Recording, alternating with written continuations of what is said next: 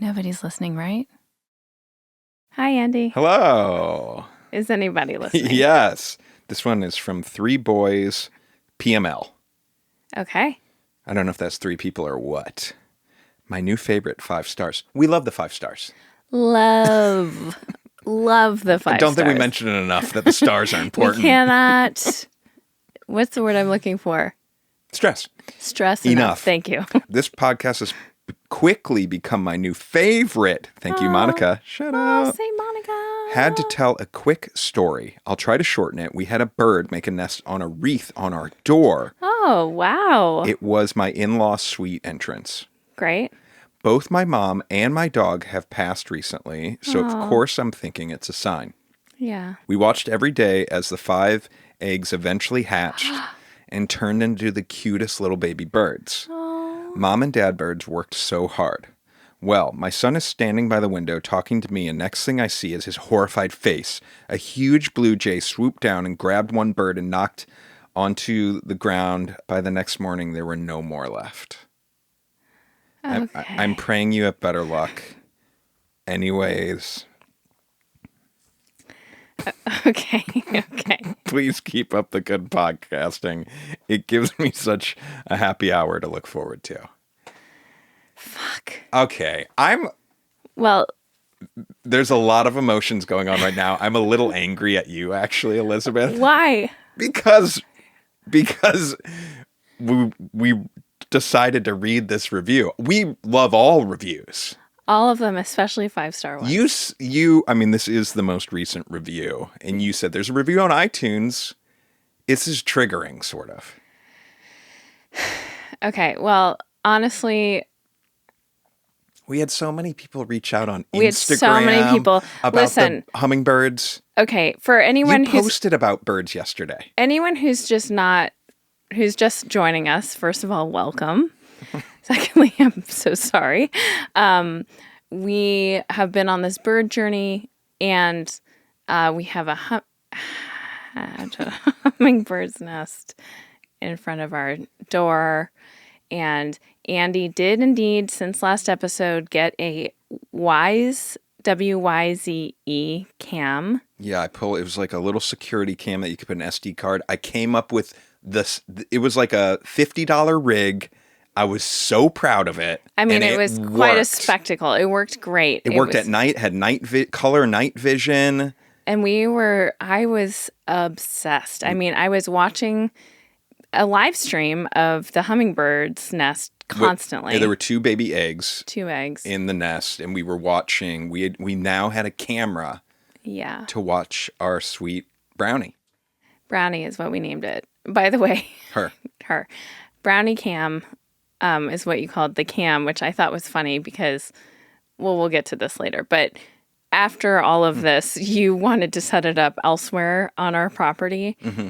And I just thought if someone else saw Brownie cam. I don't even know what you're getting at. Like, it sounds like it's a butt cam. You're so deviant, and your head is such in the...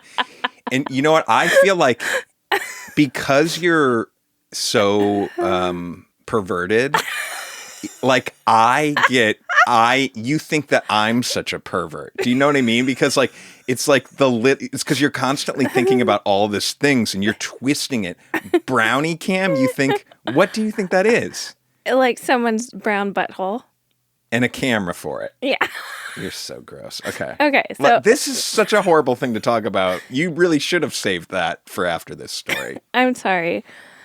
Okay. I was obsessed with Brownie. She was so beautiful. Someone called out that she's probably a ruby-necked or ruby-breasted hummingbird, which is exactly right.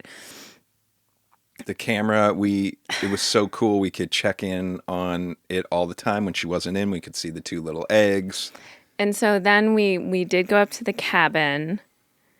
And I wish I had known this. Honestly, PSA for anyone who is in a similar situation, because I have actually heard many stories now. Many listeners have written in or messaged me on Instagram about their experiences with this. And in some ways, I'm like, I guess it could have been worse. Had the eggs hatched, but we were watching from the cabin, we noticed that we could see the eggs, and then later we couldn't. Yeah, there was a morning that the eggs were there, and then they were gone. I realized Brownie hadn't been back in like 4 hours.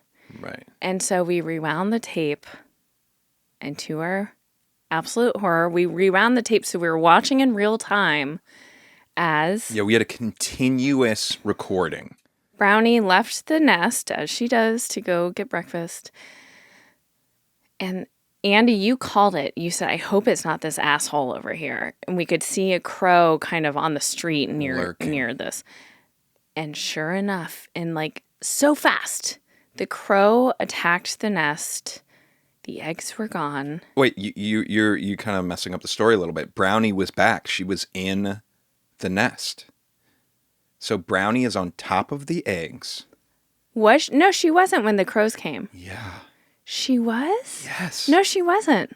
Elizabeth, I watched it like 10 times. You only watched it once because it was so horrifying. Yeah. Because I was trying to find if there was more she was evidence. There and they yes. attacked? So... Oh my God. She's sitting on the eggs.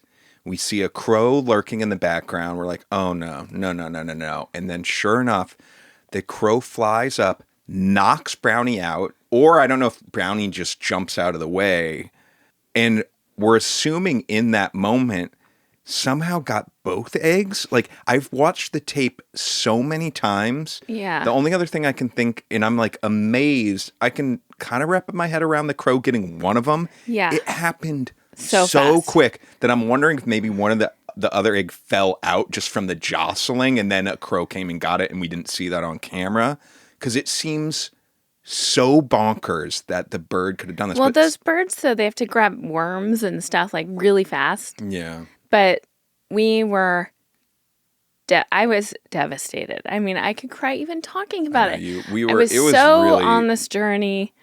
And then we had our neighbors, sweet Kate and Angel, go, and she came and hopped our fence, brought her kids, looked around for the eggs. Yeah, because we were holding out hope. Like, is there a world that the eggs could have fallen out? And we had put out like a comforter under the nest to catch eggs. We had really. But I didn't know that crows could attack. I mean, I'm like, how could I? Of course, I'm going through like survivor's guilt of how could I have done this differently. I think there's a lot of things you could have done differently. Should we have put like a net around? Like, how could we? I didn't fucking know there was all this bird on bird assaults. I had no idea. No idea. How are we supposed to know there's bird on bird happening? There's so much bird on bird violence. Blue jays are no like, idea. What the fuck? Already, I've heard from 4 to 5 people saying they've had similar. I mean, like this comment, horrific experiences. Now, I'm surprised to hear birds even attack baby birds, let alone the eggs. I'm like, okay, they wanted eggs, but what? they wanted some scrambled eggs for Becky. The way you said that is like, I can see they wanted the egg versus the bird. But what do you think is in the egg? The bird. Okay, hold on. But anyway, can I? Yeah. Okay. What is so crazy about this is that we got this review, again, I'm a little upset that we read this review. Thank you for the review, by the way. Yeah, don't be rude. No. I'm saying just because I guess it was a way into this. Too soon. But we had it was so hard, like we were getting DMs about the bird. We were also getting like Instagram comments about the bird. And people mentioned this, which did make me feel slightly less alone. And it opened our eyes to like, oh, this is a real problem. But also it put us in this weird week of like, we hadn't been able to share this part of the tragedy either. I did share it, though. You did tell some people? And said, you did tell people. Okay. Like, listen with caution because this is traumatizing. So then it's news to me that Brownie was there during the murder. Yeah. because then we watched her come back. And when she came back, she was moving around a ton in the nest. And I was like, oh my God. She's like, I mean, I think it was sinking in. Like, my eggs aren't here. Where are my eggs? I'm trying to feel them. They're not here. And then she took off forever. She didn't come back. And I was so sad. I'm still so sad. I wanted to watch that and, rooting for them. But I did learn that hummingbirds lay eggs 2 to 3 times a year. So hopefully she'll get another shot. Yes. If we ever came across... I would know her if I saw her. No. Yeah. If we had another nest in our yard, is there anything you'd do differently? Yes. Well, this is what I wish I could have known, so I could have researched. Like, what are someone mentioned putting up like a fake owl as a scarecrow. Crow scare. Wouldn't that scare the shit out of Brownie? Well, I don't know. I don't know. So yes, I It's wish. not like they're going to move the nest. I wish people would tell us what we could do better next time. So anyway, we were at the cabin. We were both very upset, and we like brought the kids up. I think the kids see. My friend Michelle was laughing about this because I was so upset, and I laid it out like, we have some really bad news. But they were so excited about it. They were so excited. Yeah. But I do think I hijacked, like, for our daughter, I think I hijacked her opportunity to feel her feelings, because she immediately went into like, I'm going to take care of you. Oh, right. Which is not fair. And then our son, I think he was like, oh my God, who died? Like, what, expecting. And so I think he was sad, but I think he was almost relieved that it was 2 eggs in our yard and not like something a close relative. So did you tell any friends, and what were their reactions? Yes, I told my friends Michelle and Annie. Okay. And now, did they give you anything? They gave me so much support. But what was the reaction, though? Well, they, I don't know if you had texted the picture of the nest to people when we originally found it. I texted it to, I'd say, 6 people.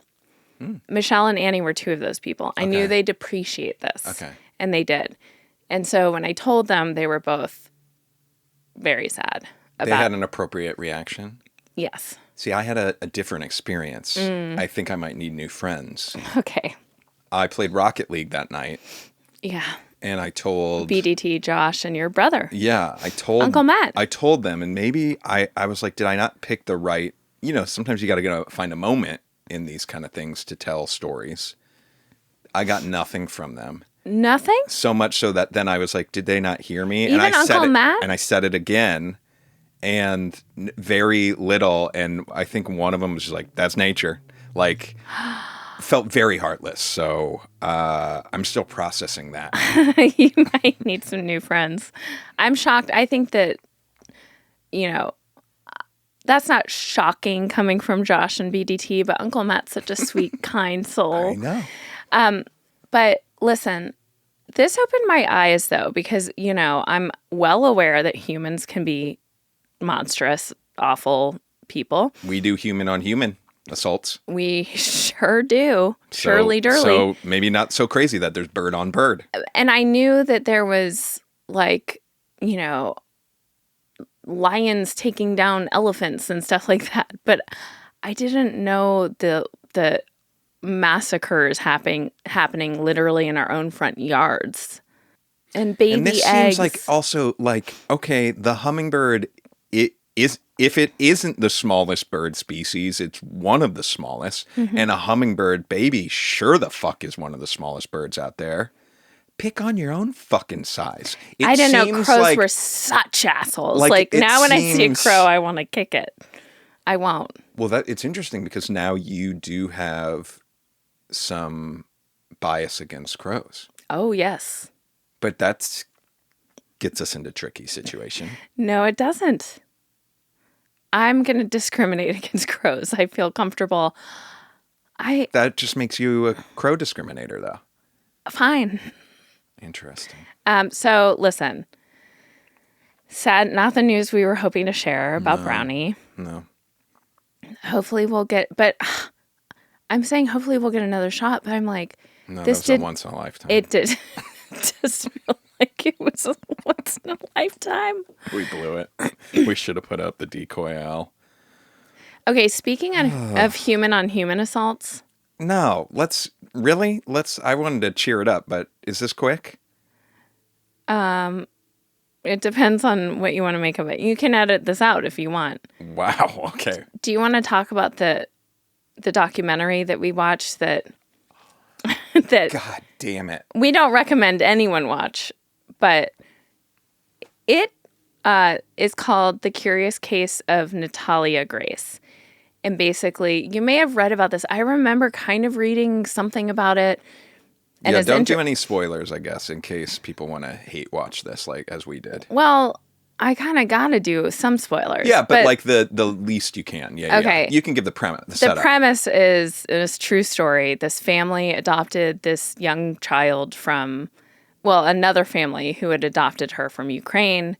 She's a person with disabilities. She basically, and the family then basically accused her of not being a child and actually decided that she was a 22-year-old grown woman not who was 6-year-old. Conning them and who was a sociopath and trying to kill them and all this stuff. Well, it turns out, No, you can't say how it turns out. No, I'm going to say it turns out that this family is just horrible.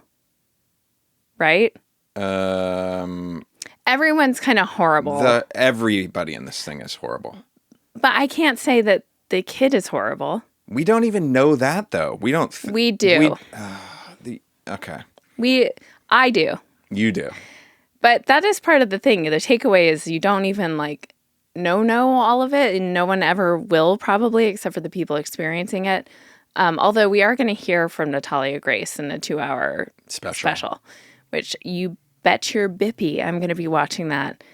And Andy's face is falling because this is truly something we started watching and instantly regretted it. But also, once the plane is about to take off, you're strapped in for that ride. We watched it's 6 parts. This first, I don't know, part of it or season of it. Mm-hmm. I can't believe there's gonna be more of this shit. And we watched 2 episodes one night before going to sleep. Big mistake. Just horrible. Felt gross. And then the next day, we're at lunchtime. We were both home. And we're should we watch one more? We watched it. Felt so bad. That we were we just have to get through this and end it. Had shit to do. Yeah. And I was this has ruined my day. Can we just watch all of it and finish it? Yeah. And we did. And it put me in... I told you, I've never been so negatively affected by a show. Yeah. I hate this fucking show. I'm really curious if anyone does watch it. The people are all fucking insane, horrible people. And it does make you go, is everyone just like this? Are we just so lucky that the friends we've surrounded ourselves with and I don't know about in my case. That's true. I love you guys. That's true. No. But I'm curious if anyone recognizes this because I am kind of proud of us for putting this together. You were the dad who is kind of the main person they interview throughout this. Yeah. Whatever diagnoses you can give him, fine. But the way he behaves is so crazy, and his affectation is so specific that it really reminded me. You said, this guy reminds me of someone. Another documentary. Who is it? And it's the staircase guy. Yeah. What's his name? Michael Patterson. Wow. Good pull. I almost said Fred Durst because I was thinking of Robert Durst. Don't soil Fred Durst's name in this house. So Michael Patterson, I think, is his name. And he's the main, person in the documentary, The Staircase, who was accused of murdering his second wife in a similar fashion to the way he may have murdered his first wife. Yeah. But it was all inconclusive. And in that docuseries, you also are going, wait, who's right? Who's wrong? It's hard to tell. But Watching this made me think he watched that documentary and wanted to act like Michael Patterson? No. Watching this made me think Michael Patterson is fully guilty. Oh, that's interesting. I will say I definitely see the correlations. I also will say I'm assuming that a lot of our listeners have seen The Staircase because it's been out for 20 years now. 20 years, whatnot. It truly is a phenomenal documentary. Yes. And this documentary, this is actually interesting. I was going to say not handled with the care that The Staircase is. No. But HBO later had a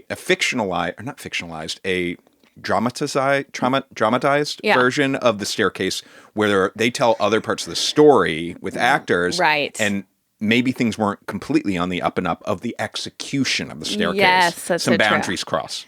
It's so interesting the way people craft documentaries. Right. I mean, what you choose to omit and how you piece the story together. But this Curious Case of Natalia Grace documentary feels kind of salacious and National Enquiry out the gate and like just kind of reckless and like it almost can't not feel that way when the main person they're interviewing is that. That's true. But to me, it felt really reckless. Yes, reckless is a great way of putting it, all over the place. But in a way, the story feels, it's almost like, I wonder if the filmmakers like made a choice and were like, we can either lean into this or we can try to have it feel like a sophisticated docu-series. And I don't know. Well, one thing that I found very interesting is it is becoming pretty popular. I am curious so they had this first season that really, it seems like the access they got was this one husband. The other main characters in the thing would be his wife and Natalia Grace. They have announced that there is going to be a 2-hour special by the same people with Natalia Grace. I'm really curious, just based on the popularity and the fight that's going on with all of this, if the same people and or another crew is doing something with the wife. Right. Because that's also a huge missing hole. And I could, not giving too much away, wouldn't be surprised if the wife engaged a different documentary company to do her side of the story even. Yeah. It's fucking But it's fucking you know bonkers. what I will say is ultimately the takeaway is like humans are just awful. And I mean, I think I'm tipping my hand here. There's no like, you might leave the documentary feeling a completely different way, but I very much felt like a disabled child was caught in the crosshairs at every turn and continues to be like traumatized. And it's like even traumatized by our judicial system, which is not unusual for victims to deal with. And like, it just made me so sick to think we don't care. I mean, similar to the hummingbird eggs, like not to take it back, but like no one's looking out for the most vulnerable. Like no one. Whoa. You haven't said her disability. She's a little person. She is a little hummingbird. Oh, yeah, I guess. Well. Okay. Can I tell you some good? Or do you want to sit here for a little bit longer? No, I have some good things too. But before we move on, can I quickly say thank you to everyone who joined Patreon last week? Oh, yeah. We crossed over 500. Yeah. Everyone who was in that 500 got that MP3. And I am laughing because I told Andy, I was like, it'll be interesting to see how many people drop out because they just joined to get that MP3. And he was dying laughing. Like nobody just joined for that MP3. It's very funny and sweet. But yes, thank you to our patrons. If you want to become a patron for a bonus episode every month, and lemon bar recipes, Bear Z content, we're going to do a live stream very soon. It's www. And an extra monthly bonus episode every month. Yes. Oh, that's the main thing. That's the main attraction. Sorry. Patreon.com/nobody's listening right. Since we're doing that, a quick update on our viral cast iron cooking video that we mentioned recently.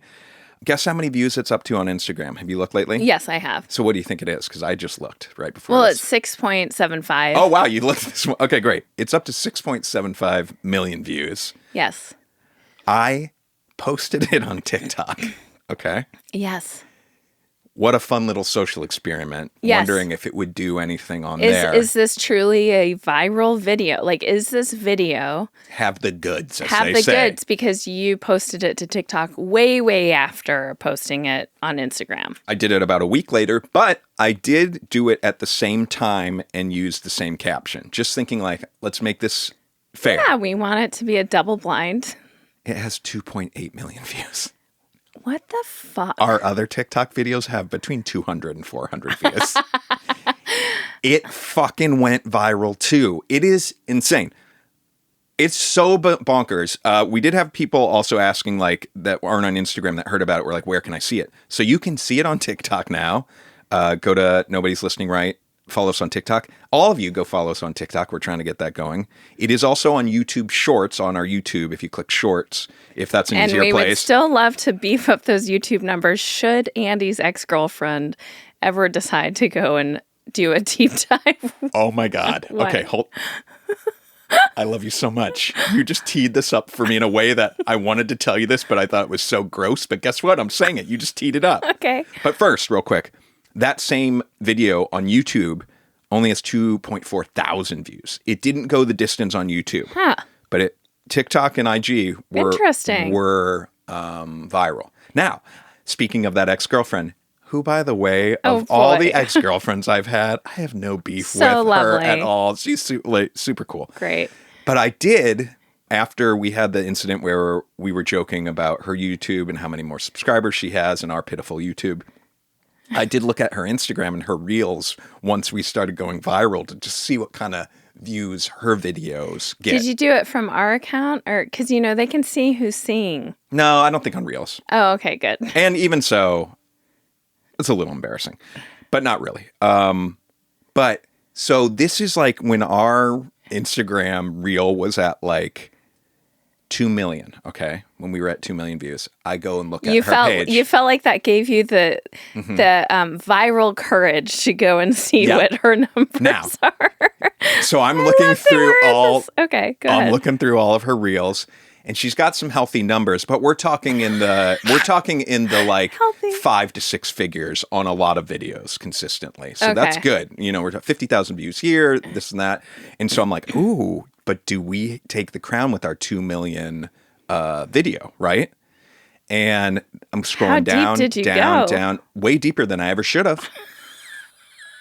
And then unfortunately, you know, probably like 2 years back or something, there's a 4 million view video, and I'm seeing this when we're only at 2 million, and I was like, you're never going to reach that. Never. But then we start creeping, and now we got 6.7, and I'm sorry, we have the biggest viral video on Instagram compared to her. Well, that ain't nothing. That ain't nothing. That's something we can... Now, it is a video that has nothing to do with... Absolutely nothing. Our show. And if you're wondering if you have a podcast out there, what a viral video having nothing to do with your show will do for your listener podcast. Numbers. We don't think much, but if you are listening from that cast iron video and you're still listening, leave us a review. We would be tickled to know that you came from that viral. Yeah, that would be very video. nice to know. But shout out to all. We got a bunch of fun messages from listeners that were like friends of theirs sent this video to them, not knowing anything about our podcast, just sharing cast iron tips and then being like, "I love that podcast," which that felt very fun. Yeah, our kid's music teacher. Oh my God! Caught it on TikTok and was like, "Wait, these are those people." All right, so can I tell you some happy stuff for a second? I want to talk about some happy stuff too, but yes, go ahead. I'm gonna go first. We went to the cabin last weekend. There were a few things I didn't tell you about that were so delightful that I want to share. Oh, great. One was I took the kids down to the beach, and we were going to take a volleyball to see if the volleyball net was up down there, okay? Yeah. And our volleyball was no air in it. Yeah. I thought I had a pump, couldn't find the pump anywhere. We're walking down the beach. I'm like, you know what? Maybe someone down there. I had some ideas. As we're walking down, we pass a house, this cool cabin, and the garage is open, and I see a guy working in there, and our son even said something like, "Oh, that's cool."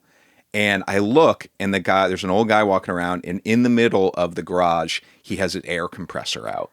Wow. And I'm like, hey, so random, but I was just looking for a needle to pump up this volleyball. Any chance you got a needle for that air compressor right there? Wow. And he's like, and I was like, I don't want to bother you if you're in the middle of something, because he was definitely like doing something. Yeah, yeah. And he's like, no, it's okay. Let me look. And he's like fiddling in the garage for a minute, a little uncomfortably long. Then I'm like, honestly, it's no big deal. I'll ask down at the beach.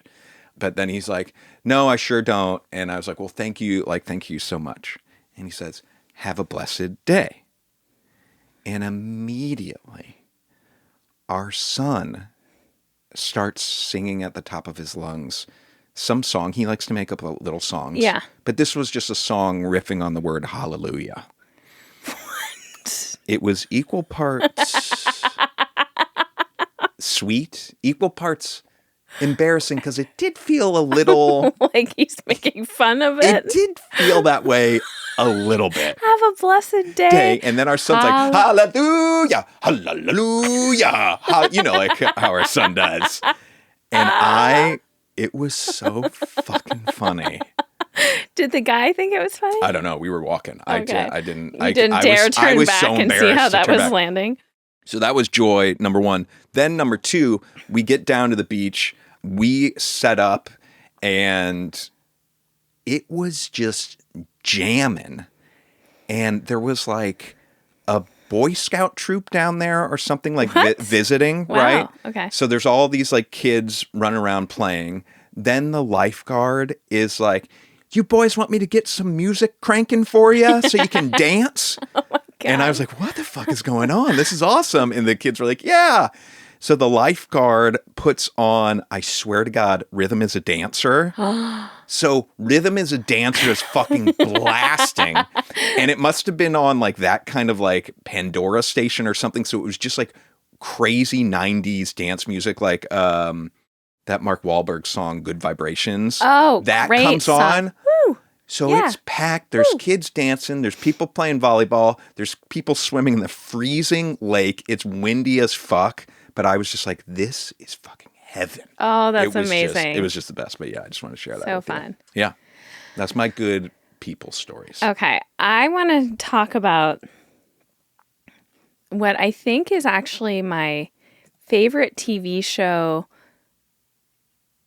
of, like, right now it feels like it's my favorite TV show ever. And it's L'Agence. The Agency. Oh, fuck yeah. Which you can find on Netflix. It is a French show. It's a French docu-series about a real estate company. It's kind of like Selling Sunset, but in Paris, except the people are real, and it's a real Parisian family. It's Sandrine and Olivier, and then their kids, and Majo, the grandmother. And I am so deeply obsessed with this, and we were on a good streak with it, and we finally finished what is available for us to consume. And you're also getting to see all of these amazing apartments and homes in France that, like, that to me is the antidote to the Natalia Grace stuff. That show brought me so much joy. Yeah. And to watch that family evolve and watch them crushing it, but they're still very humble and vulnerable about things. And and it's so inspiring to me also, because if you watch over the seasons, like, they do go from being this like modest real estate agency to having 50 employees and getting like 120 million euro listings. Although you contended that was a mistake. I do, yeah. Because it's hard to sell. Very hard to sell a $120 million property. Euro property, sorry. But I had something to talk about this. I wrote down kite surfing. Oh, yeah, because the whole family, the men in the family, it's 4 sons, dad, mom, grandma. And now all 4 sons are part of the business. And the dad, kite surfing was a passion of his, and they all go kite surfing.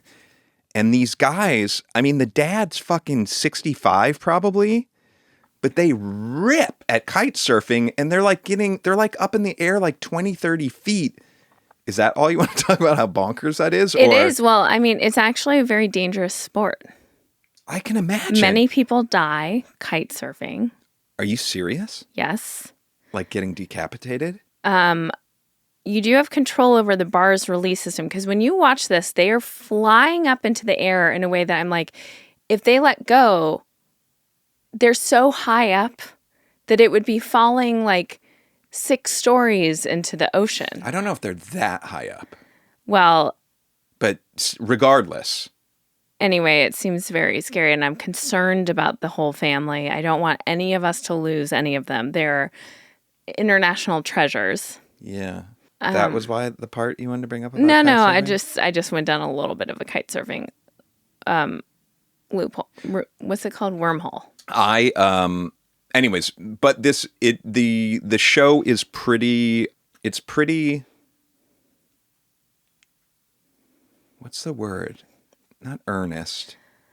It's down to earth. Down to earth, grounded. It doesn't feel like American, like the American version of this being Selling Sunset. They have, they have all these writers. They have like people who are like, your character needs to be more this. Like, can you be more like this? They have like wardrobe people helping them, I'm sure, and like crafting an image and creating like false drama for the sake of drama. I think there's some of that on the L'Agency. I think there are story arcs that they're manufacturing and whatnot for sure. But it's done in a classier way. But yeah, it does feel nice. I would love to know if we have any very fluent French listeners or just French people, obviously, that speak French. The one thing I'm so curious about is there is an earnestness with everybody on the show when they go show these properties. Like they talk about if it's not going well, and they seem like really invested in each showing. Yeah, and wanting to do well. And it's like just all very matter of fact. And I'm curious, are we losing something in the translation that we're receiving in the subtitles? Or is that really like a French mentality? Because it does seem like it. So yeah, if you're French out there, DM us. I'm just curious, like, is that really a difference between Americans and French people? There is this like earnestness and matter of factness about these transactions. I'll say what the difference is like they're showing clients, and maybe this is just for the sake of the TV show, but two apartments or 2 properties. And so there's so much pressure on them selling each one, or the client, like, how does the client feel? Whereas here, I feel like you're going to see, like, you might see 50 before being I'm going to put an offer in or whatever. And so it's much lower pressure of, like, how do you feel? And it seems like they're very concerned with how they're presenting the property, how they speak of it, like saving the best part for last, how they, like, it's almost like they've scripted out how the showing is going to go. It's an event for them. Yeah. Whereas I feel like with our real estate agent, it's just like, all right, here's this house. Like, let's just kind of bop around. Yeah. And maybe we're like underselling like American real estate. Well, people I think it's very general. competitive and hard. Yes. Do you know what I mean? But just like I've never thought about, and we've been in the situation with real estate agents, I've never thought about like their turmoil at every showing of like, is it going well? Is it not going well? It just seems much more casual. Like, well, and the other thing is that French people are much more discreet and they don't show their cards. So there were a lot of showings, I think, which is probably frustrating for the agents there, where they're like, I can't get a read on how they're feeling about this place. Whereas even there were a few episodes where Americans were there and the Americans were like, oh my gosh, like much more effusively showing their feelings about a place. But another thing that I find interesting is, and maybe this is just, again, lost in translation or something, but when French families are buying a place or moving, they're calling it a project. Did you notice that? Like even Sandrine and Olivier are like, we're very excited about this project that we're doing in Marseille or wherever. And I love that so much because I think it speaks to how our environments kind of affect us. Like the big shift of what moving can feel like. It's a family project. Like this is something we're doing for now and in this time of our lives with our kids. And, I'm saying this well aware also that the people they're dealing with are in a place of privilege I can't even fathom. We also are in a place of privilege that we get to like pick where we want to live. And for some people, that's just not the case. But I do think that the way French people view like their living situation and like where they're going to be. And I don't know, framing it as a project is very cool to me. Yeah. I'm a little bit of a Francophile right now. We're hyped up. Yeah. I mean, we've said that we're doing Duolingo French. We're watching French shows. We're preparing for a big visit there at some point in time. And hopefully in the next couple of years. Very excited. And I will say this. The one cool thing is the properties over there. That's the other fun thing about watching this show and also living in LA where just real estate is fucking ridiculous in general. Yes. And we also lived in New York before this, right? So even more ridiculous. For the last 20 years, we've lived in a world where it's just like real estate sucks. It's so goddamn expensive. And you would just assume it's exactly the same in France. Much more reasonable in France. Like there are times on the show where they are showing 120 million euro places that are castles and shit like that. But there are times where there's apartments that you're like, the rent is 2,500 euros and you're like, what, for that place? Yes. Like that wouldn't get you a 1-bedroom in LA. Like, well, so that's kind of exciting. I had this thought at the grocery store this morning also. This whole podcast is just a big pitch for everyone to go live in France, I guess. But, their groceries are so much less expensive. I didn't know that. Oh, yes. How do you know that? Because I follow this woman on Instagram who is like an American who lives there. Yeah. And she breaks down, I should shout her out. She's again, she has like a gazillion followers. Isabel Bertolami, Bertolami. Tell her nobody's listening right, sent you. Please tell her.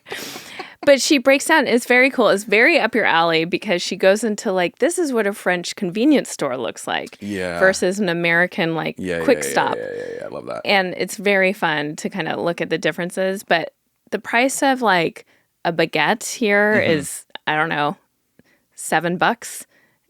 $7 probably. At like $6 at the grocery store? Yeah. Like a French loaf at the grocery store? Yeah.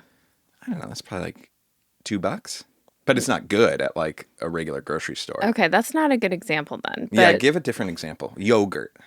Yogurt. I don't know. I don't have the number. I don't have the data. I just hope you're not full of shit. No, it is by and large, it is much less expensive. Anyways, we want to connect with our French folks. Okay. Just to wrap things up, I wanted to ask you something. Yeah. This is a big question. Are you real?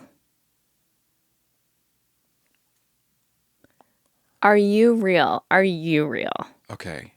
I had this on my list too. This is spooky. I bring this up for our OG lay mods. You might remember us talking about this a few times over the years. But I recently witnessed it, that Andy is incapable of setting off hand dryers in bathrooms, like paper towel, anything where you wave your hand in front of it. Yes. And it's been a chronic problem to the degree that you've had other people come in a bathroom, other men come over and be like, here, let me try. Yeah. And it works for them. Recently, we were we got to go into a family restroom. Went to a family restroom. We're out like in a situation. Place. Yeah. And I witnessed Andy. It was a Dyson hand dryer. So it wasn't like an old farty machine that's like a little out of date. I don't know if it was Dyson. It wasn't the kind you dip your hand into. It was Dyson. It was a different kind of Dyson that just blows down, right? Yes. And oh yeah, it was. Yeah, you're right. Okay. But I think people hear the Dyson hand dryer and they think of the dip down. It wasn't that. Okay. I'm clarifying. Okay.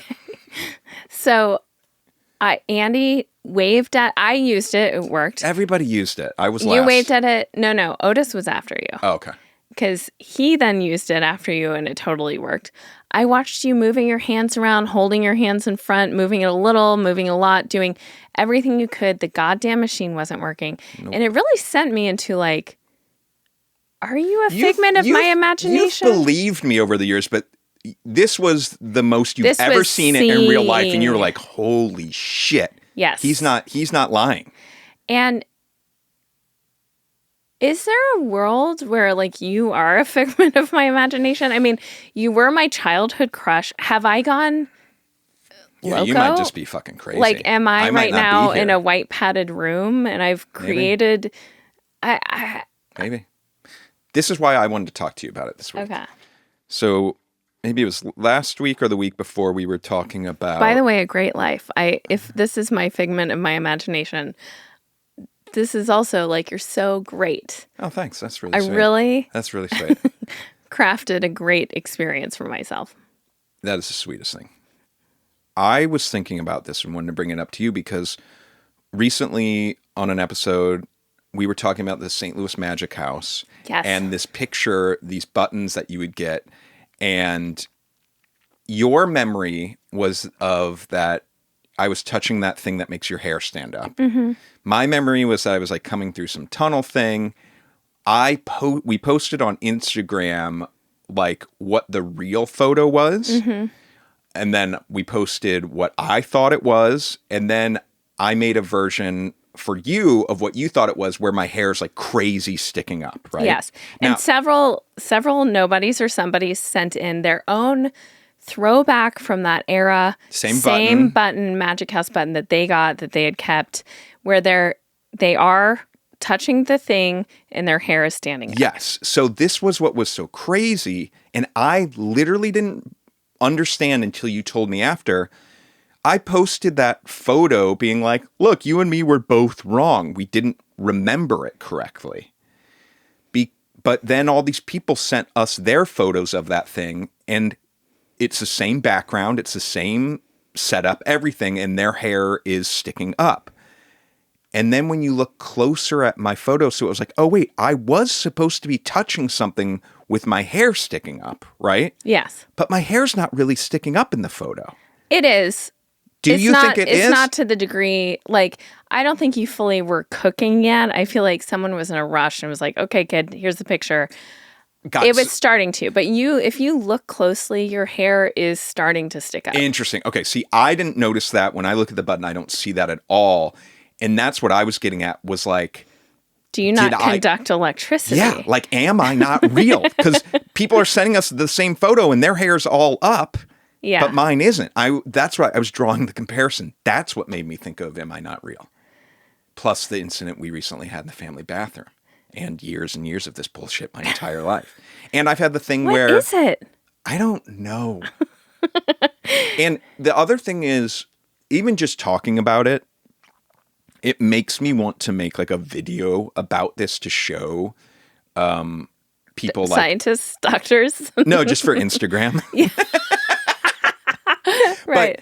But I really should have taken a video when we were in that family restroom. That's the perfect opportunity. But there have been other times where this happens to me and I'm like, oh, I should get a video of this. But then I'm like, if there's other people in the bathroom, you don't want to be videoing. Sure. Do you know what I mean? So it's a hard thing to capture, but I'm like, I do need to capture this to see if there's others out there. Yes. Like, I do want to make a video, our second viral video, to find my people.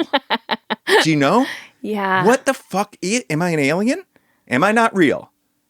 If you are an alien, you probably came up from the ocean. Why do you think that? I hate water. No, but no, remember when we were talking about aliens and you got excited because I was like, everyone thinks they're coming from the sky. Oh. I'm not on team they're coming from the ocean. Okay. At all. Okay. No thanks. Okay. It is weird. If you're out there, hit us up. Hit me up. The real one. Oh, yeah. Whoa. Listen, honestly, if you are not real and this is all just like I'm in some dungeon somewhere creating my own reality. It's good. I'm happy. If we are in the simulation, as they say, right? Mm-hmm. Where this isn't real, this is a simulation. What does that mean, a simulation? I know it's thrown around a lot, and it's like weird coincidence. We've gotten plenty of listeners who are like, Saint Monica herself was listening to our Tetris reveal that I have an addiction and is walking under a big Tetris, that TV show or movie sign. Yeah. You know, things like that happen, and it feels very like sim-y is what we say.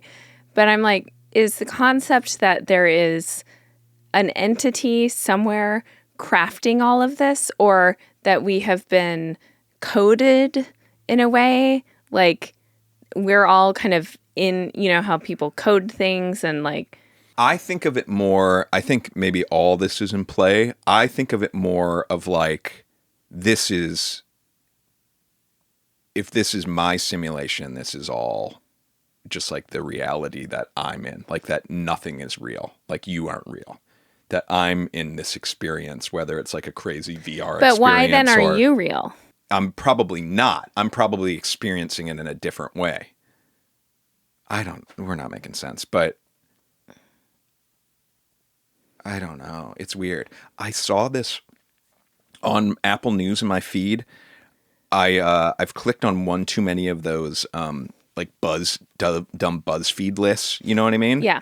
And there was one that was just like crazy shit that's happened to me, and I clicked on it, and like the top one was I once was like washing my face at my bathroom sink or something, and then when I looked up at the mirror, I saw myself washing my face still, and then I lifted up like a delay. And I was like, that spooked the shit out of me, but I'm like, I kind of believe it. And weird things happening that feel unexplainable. Like one of my best friend's ex-sister-in-laws was driving in Missouri. This was like 20 years ago.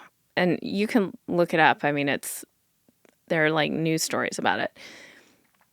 Driving in Missouri, and a tornado came. Oh, right. Yeah. And she woke up in a field, basically, and her car had been like totaled. Yeah. You know, she's dazed and bruised, but otherwise okay. And a tornado, basically, she doesn't remember this happening, but had sucked her out of her sunroof and like thrown her, and then threw the car against something else.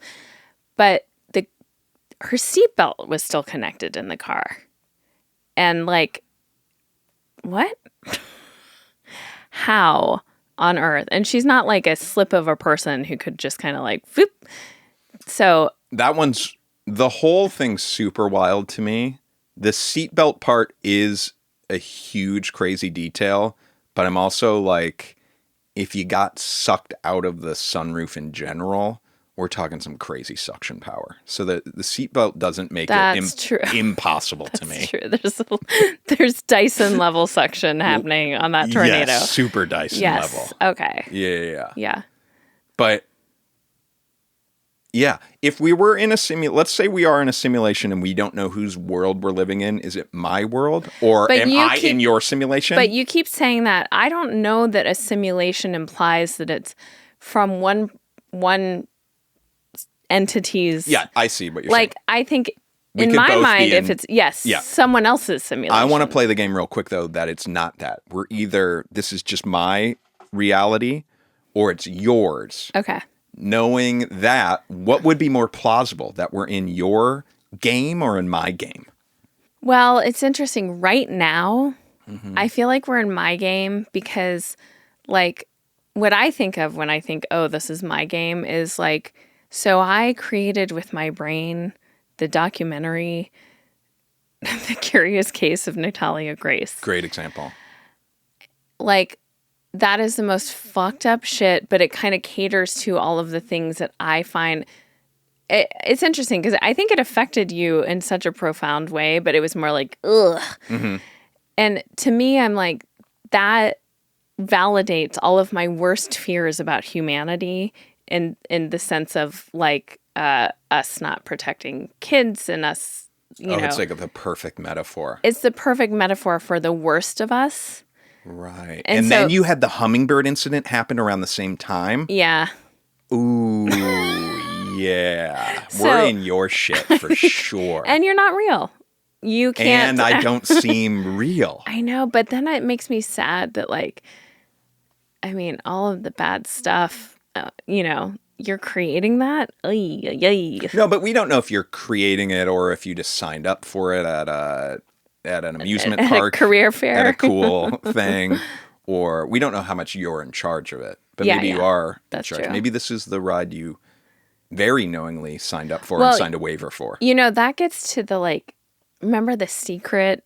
This, like, which was, I mean, not the first and not the last person or people to capitalize on this idea of, like, you, like, basically are in control. And if things aren't going your way, that means you're not controlling it the right way. You're not doing it right. You're not wishing hard enough. You're not eating the right things to make it happen or whatever. And that, I kind of went through that. I think we talked about this a little bit, but with my sciatica and my, there's this movement for people who are in chronic pain. And I think it is effective for some people. But because I'm so black and white and I go from all to nothing, I did it wrong. I really did, which is like, your pain is kind of in your head, and it's because you haven't expressed your rage the right way. You haven't, and you need to convince yourself that it's in your head. And by the way you do that is by, like, doing the things that are the most painful and do it over and over again so that you can tell your body, like, I think this is so dangerous territory. I think that there are worlds where some of these pains and ailments people have can be conquered mind over matter, but I also think there's situations that they can't. And I think mine was one of them. And I actually think I made it so much worse. Like, Right. Now I do know people who have had chronic pain where this type of, like, it's called somatic tracking. It's these mental exercises you can do have really helped them. But in my case, like, the version of this that I was doing was so harmful to me that I really wish I hadn't, wish I had just had surgery sooner. But one of the things that I did, this is funny because our daughter recently said, like, she and her friend were doing this at school or camp or something, which I had totally forgotten about it because this was like 2 years ago. But one of the things that these books or whatever told me to do was, like, rage and rip. Rage and rip? I would write on the page, like, stream of consciousness, but all of my, like, rage, deepest, darkest, like, things that aren't even real, but there's an element to them of being real, which it could even be something like, it's not true. Like, I resent being married because I want to just be able to do whatever the fuck I want. And I resent having kids. Cool example that you're using right now. Well, you're sitting right in front of me, and, like, I'm saying you could use this. Like, I resent being married. I want to go have sex with all of these hoes and, whatever. I do like hoes in different area codes. Yes. So, and then you rip it up. Okay. So you rage on the page and then you rip it up. What other kind of rage were you getting in there? Well, during this time, it was a lot of feeling like I was a burden to our family. And so it was a lot of, like, kind of wishing I was just riding solo because I felt like I was just kind of weighing everyone down. It's really sad to think about. Yeah, this is getting dark. You never made me feel... This sounds like really cool stuff. You never made Sounds me... helpful. You never made me feel that way. But it's similar to, like, I once went to see this therapist, and going to see a new therapist is so annoying because I have to, like, fill them in on, everyone knows this, like, takes 2 sessions to, like, bring you up to speed. And I love my therapist of such a long time. I should have just, I don't know why I went to someone new, but like, it seemed like her, immediate thing was like, well, you feel like your mom abandoned you. And I'm like, well, she died, like, it wasn't her. You really nailed it. Yeah, it wasn't her wishes. But then she, like, kind of leaned into how wanting me to talk about all these negative things about my mom, trying to, like, Yeah. and you feel, like, forced. I mean, sure. Did we have, like, perfect. No one has a perfect relationship. There were definitely negative things, but like by and large, my mom was amazing and I loved her and don't want to speak. So I felt yucky from the therapy being like, she kind of forced me to speak badly about Yeah. someone I love, trying Yeah. to prove her point to me. Right. Just doesn't sound like a great therapist. And that's what these pages felt like. It felt like I was trying to find like the worst things that I could possibly come up with. So then what did you do with the pages? I tore them up and I threw them in the trash. Do you think it would have been very harmful to our marriage if I saw those pages? No, I think it was the gist of what I was saying was what I just said. I mean, Okay. There wasn't any like, if I hear his odor. oh no. You have a Sometimes. great what's it called? Pheromones? Yeah. You smell good. Do you ever wonder that? Like if I know like I smell good to you, but you know, and I've dated people that had like halitosis. Has my breath been bad lately? No. Have you noticed it though, more so than before? No, I feel like the few times that I've noticed you maybe have bad breath is like after having a burrito that had onions in it or something. Oh, okay. It's not But- just like a bad breath vibe. But you know what? Huh. Your LaCroix addiction, Uh-huh. like drinking regular water is different from drinking LaCroix. And it gives you, I think ultimately, if you feel like you have kind of bad breath, first of all, it's nothing compared to like genuine bad breath, but it's probably just dehydration because you're Yeah. drinking LaCroix and not real water. Well, just let me know if it is bad. I've just been self-conscious of it lately because I think my mouth has felt a little drier. Yeah. I think because of medication and stuff Just like drink that. more water. But just will you let me know if it ever smells? Yeah. But were you going to get to us smelling different to different people? Yes. But think about it though. How often are you really noticing like how other people smell? Well, it's interesting. I think recently I have noticed it a little bit, but it hasn't been like, ooh, that's a bad smell. It's just like, oh, that's what you smell like. Yeah. But it is, yeah. Oh, getting to, before we wrap up, Perfect segue. Wow. hit me with it. Okay. So for anyone who's been listening, obviously I'm obsessed with this perfume, Baccarat Rouge 540. I got the dupe from Dossier. Andy posted a video on his Instagram. I actually initially preferred the Dossier dupe. Now, That's what the video says. we can't know for sure because he then told me it was the dupe. And then as the day went on, I was like, oh, over time, I actually think I prefer the real deal. But how much of that is me knowing it's the real deal Yes. and how much but I really think I do. Anyway, they're both great. I think the Dossier dupe smells great. To me, the difference is the Dossier dupe, like, if I'm describing... Wait, no, don't describe it yet because I want to tell you which one I like Oh, better. okay. So then I have blind tested Andy. It's right before we started recording. And I just sprayed them on. So this is like initial smell. Okay. Which one did you prefer? That hand over there. Okay, you prefer the real deal. Really? And this is interesting because there is a difference. Now, the Dossier, if I'm describing the scent as like music, something you can connect with, there's like there's treble, there are upper levels of higher notes, and then there's the bass. The Dossier leans way more into the treble, which is kind of the like The dupe. brighter scent. Yes. Okay. Like slightly sweeter smelling. Okay. The real deal has way more layers of like bass and what's this called down here? Bass. Bass and You mean the mids? baritone Okay. type. So as the day progresses, I don't know that this upper level smells kind of dissipates and then you're kind of left with But this is more like complex, I think. Interesting. I would have described the one I picked, which you're saying was the real deal, is sweeter smelling. Oh, interesting. Well, I wanna also do- everyone's sense of smell is different, and everyone's I like wish we body could do. chemistry. We should. I mean, you like this perfume so much. Let's keep doing these tests because I would like to do a test where Well, my little I'm precious smelling vial it is- like a later. I'm smelling it later in the day Right, after it's been we on will. you for a while. Your vial's almost gone. Well, no, like I just want to like hoard, covet it. I Oh, don't you want want to to hoard be the real deal. Yeah. Okay. But- We're good. Someone suggested, so this all started because this woman at a wine store gave me this look and then told me what the perfume was.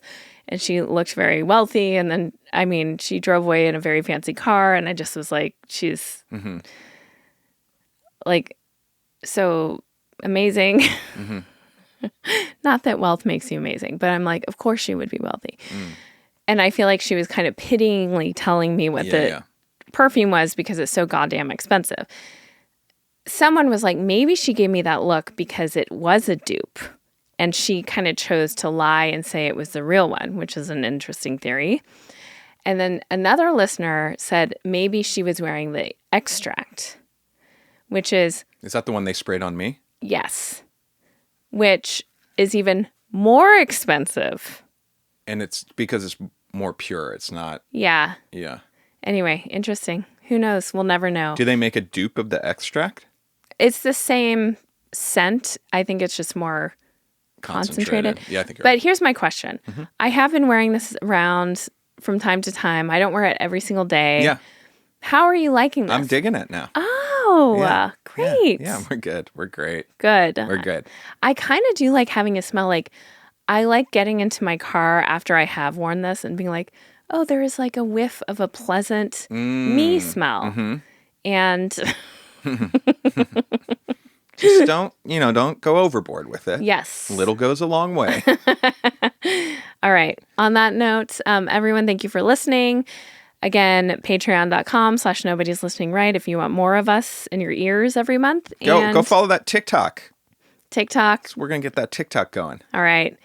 Good night. Good night.